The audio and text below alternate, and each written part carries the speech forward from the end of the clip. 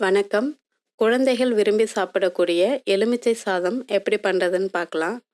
ஒரு கடாயில் ஒரு 3 ஸ்பூன் அளவுக்கு எண்ணெய் சேர்த்துக்கிறேன். எண்ணெய் வந்துட்டு கொஞ்சம் அதிகமாக இருந்தால் தான் இந்த சாதத்துக்கு நல்லாயிருக்கும். எண்ணெய் சூடானதும் கொஞ்சமாக கடுகு சேர்த்துருக்கேன். கடுகு பொரிய ஆரம்பிக்கும் போதே வேர்க்கடலை, கொஞ்சம் கடலைப்பருப்பு இதையும் சேர்த்துக்கிட்டுக்கலாம். அடுப்பு வந்துட்டு தீ வந்துட்டு கம்மியாக வச்சுக்கோங்க. அப்படி இல்லைன்னா பருப்பெல்லாம் வந்துட்டு சீக்கிரமாகவே கருகி போயிடும். வறுத்த வேர்க்கடலையாக இருந்தாலும் சேர்த்துக்கலாம். இப்போ வறுக்காத வேர்க்கடலை சேர்த்துருக்கேன். அதனால கொஞ்ச நேரம் பொரியட்டும் இது.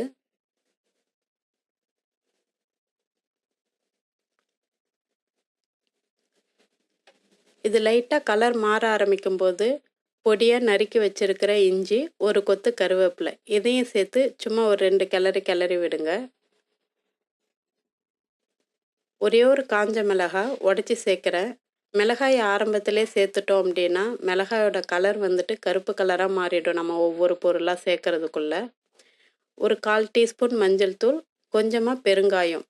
மஞ்சள் தூள் வந்துட்டு அதிகமாக சேர்த்தோம்னா சாதம் வந்துட்டு ரொம்ப எல்லோயிஷாக ஒரு மாதிரி தெரியும். இப்போ அடுப்பை ஆஃப் பண்ணிட்டு தான் லெமன் ஜூஸை சேர்க்குறோம் நாம். கொஞ்சமாக உப்பு. லெமனை புழியும் போது நல்லா சாஃப்டாக புழியணும். ரொம்ப அழுத்தி அந்த தோலெல்லாம் புழிஞ்சோம்னா சாதம் வந்துட்டு கசக்க ஆரம்பிச்சிடும். இப்போ இதில் சூடாக வடித்த சாதத்தை சேர்த்துருக்கேன். நார்மலாக பார்த்தீங்கன்னா புளியோதரைக்கும் சரி, லெமன் சாதத்துக்கும் சரி, நல்லா சாதம் வந்துட்டு வெரையாக இருக்கணும்னு சொல்லுவாங்க.